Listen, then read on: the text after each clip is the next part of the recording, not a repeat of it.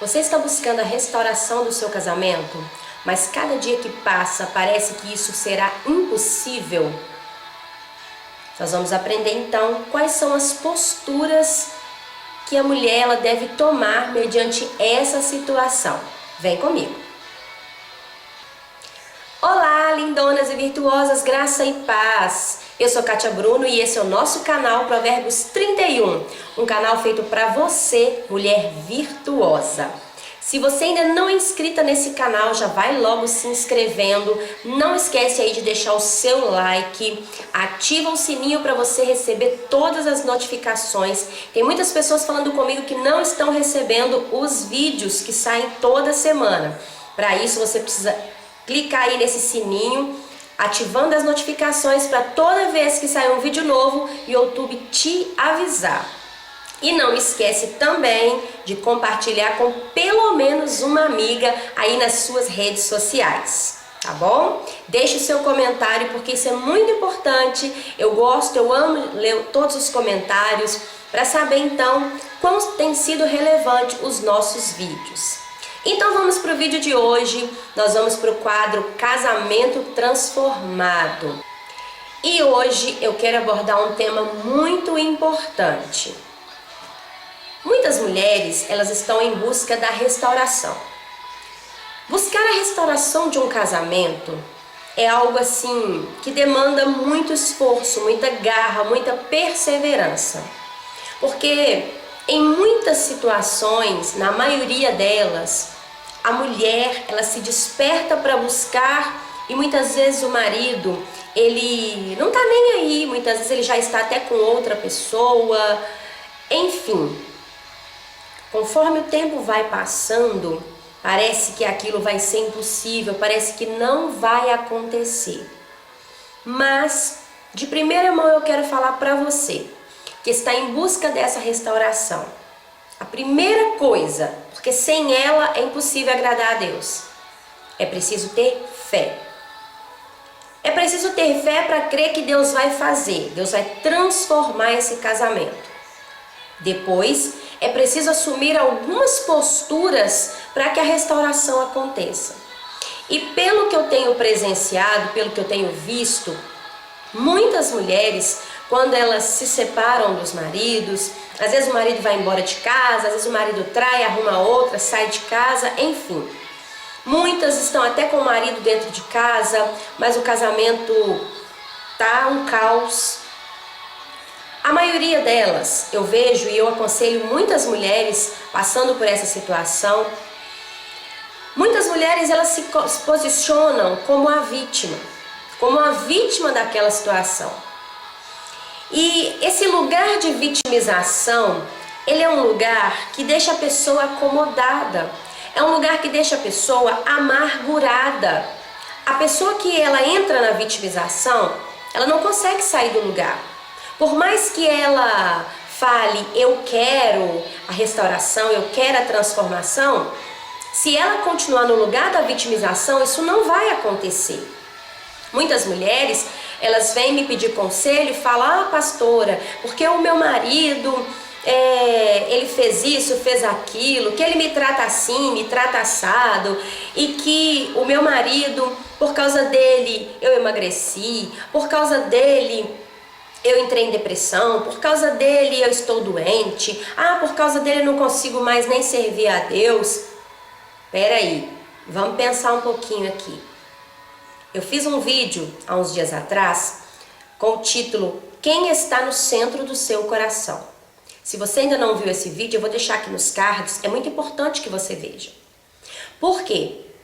Nós precisamos entender que todas as pessoas, todo ser humano tem a oportunidade de fazer alguma coisa diferente. Eu li uma frase, não me lembro agora de quem é, mas diz assim, o problema não está em o que aconteceu com você. O problema está em o que você vai fazer com o que aconteceu com você. A mesma coisa eu digo para você, mulher. Nesse momento não importa o que aconteceu no passado. o que o seu marido falou para você, o que você falou para ele. O que precisa acontecer nesse momento é: você decidiu buscar pela restauração?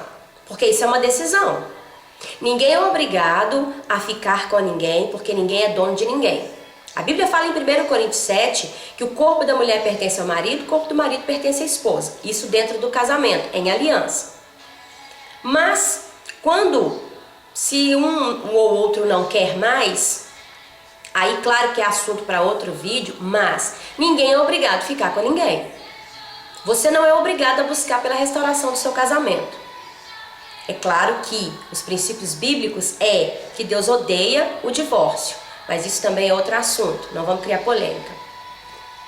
Porém, se você decidiu buscar a restauração do seu casamento, então você tem que buscar direito, você tem que assumir posturas que vão te levar a essa restauração. E a primeira delas é decidir quem está no centro do seu coração, é seu marido ou é Deus? A segunda, sair do lugar da vitimização. Muitas mulheres, elas falam: que ele nem olha mais na minha cara, que ele já está com a outra e passa esfregando a outra na minha cara, que leva a outra na casa dos parentes, que faz isso, que faz aquilo, e que eu sou uma coitada, que eu estou sofrendo, que eu estou morrendo. Vão parar por aí. Você precisa entender quem você é em Deus. Nesse momento, o seu marido, ele não é a fonte da sua alegria, a fonte do amor na sua vida, não. Nunca foi nem nunca será. Porque a fonte do amor é Deus, na verdade Ele é o amor. Jesus, Ele é a nossa alegria, Ele é a nossa esperança, Jesus é tudo na nossa vida. Portanto, nós não dependemos de marido, de filhos, de emprego, de ministério, de nada para sermos felizes em Deus. Tudo isso é necessário para nós? Sim. Ter família, ter um bom emprego, ter um ministério abençoado, tudo isso, um casamento abençoado, tudo isso é bênção, mas não é a nossa fonte. A fonte da nossa alegria, a fonte do amor é Deus em nós. Portanto, sair desse lugar da vitimização é uma decisão que você toma. O que aconteceu, aconteceu. Perdoe, peça perdão, se arrependa e comece daqui para frente.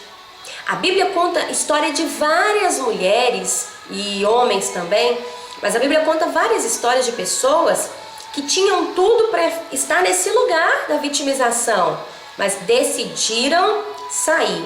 Eu vou citar apenas 3 mulheres aqui que saíram desse lugar de vitimização. A primeira delas é a Abigail. Abigail, a história está registrada lá em 1 Samuel capítulo 25. Abigail, ela tinha um marido que se chamava Nabal. O nome dele significava louco, insensato. O nome dela significava alegria do seu pai.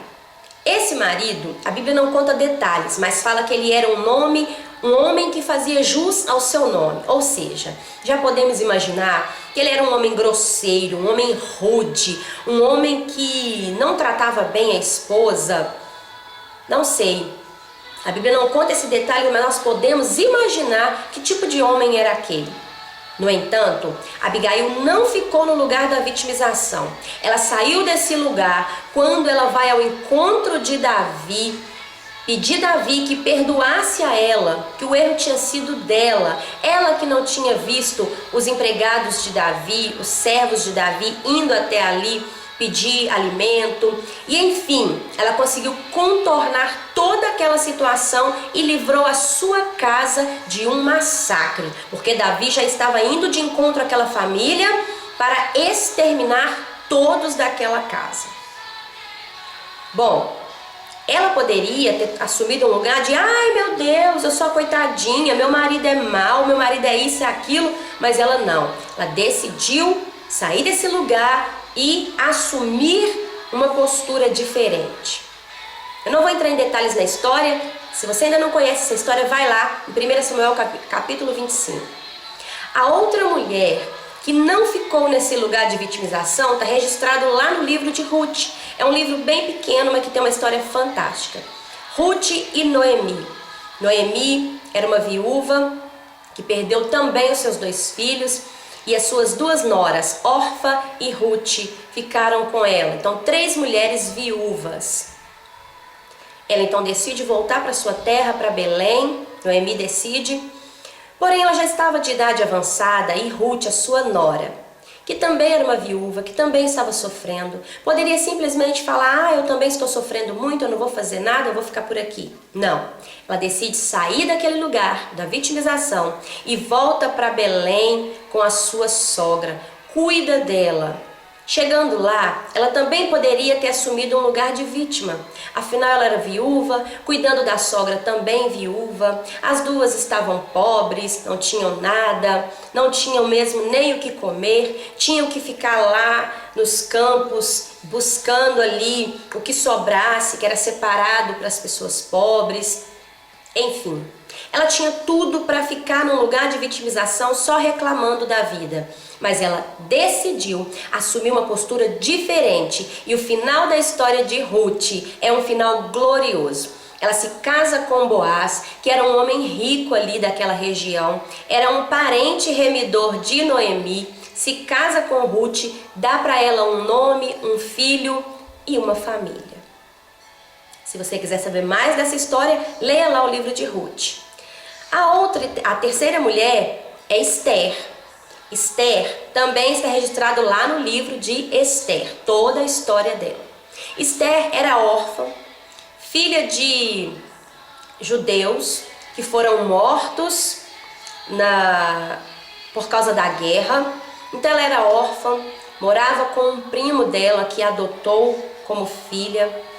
Ela estava longe da sua terra, seus pais haviam sido mortos e talvez ela poderia ter ficado nesse lugar de vítima, mas não, ela também decidiu ter uma postura diferente. Quando o rei Assuero manda reunir ali todas as virgens do seu reino, para que pudesse ali, quem sabe, fazer um concurso, né? Para que ele pudesse escolher uma nova esposa, Esther foi escolhida para estar entre aquelas moças e ela deu o seu melhor. Tanto que ela deu o seu melhor que ela agradou o chefe da casa e sucessivamente agradou o rei, se tornando rainha. A história de Esther, ela é uma das histórias lindas que fala da força que a mulher tem quando ela se posiciona em Deus. Então, essas 3 mulheres que se posicionaram de maneira diferente, saíram do lugar da vitimização para alcançar um objetivo e o propósito de Deus, essas histórias nos ensinam também a sair desse lugar de vitimização. Ficar se vitimando, falando que está sofrendo muito, que é isso, que é aquilo, não vai resolver. E eu não estou dizendo aqui que você não esteja sofrendo. Eu já passei por isso quase 3 anos. E quem não assistiu meu testemunho também vai estar aqui nos cards. Realmente não é fácil, mas não é o fim. Quando nós nos mergulhamos em Deus, quando nós acreditamos no poder da palavra, no poder da oração, nós conseguimos sair desse lugar. O lugar da vitimização, ele não leva ninguém a nada. Lembre-se que primeiro, antes de Deus transformar o seu casamento, Ele vai transformar você, vai transformar o seu marido. E aí você pode pensar, mas como Deus vai transformar o meu marido se ele não quer nada com Deus, se ele não está nem aí? Isso não é problema seu, isso é problema de Deus. Quem faz a obra é Deus. A Bíblia fala que, lá em João 16:8, que quem convence o homem do pecado, do juízo e da justiça é o Espírito Santo. E a Bíblia também fala que a palavra de Deus é como um martelo que esmiuça a pedra. Não importa como seu marido está hoje. Se você crê que Deus vai restaurar, Ele vai. Se você crê que Deus vai transformar o seu casamento, Ele vai transformar. Mas deixa primeiro Ele transformar você. E aí eu escuto isso também, muito das mulheres. Ah, mas por que Deus primeiro tem que começar comigo e depois com Ele? Porque você entendeu primeiro. O reino de Deus é assim. Não tem o certo ou o errado. Quem está certo e quem está errado, melhor dizendo.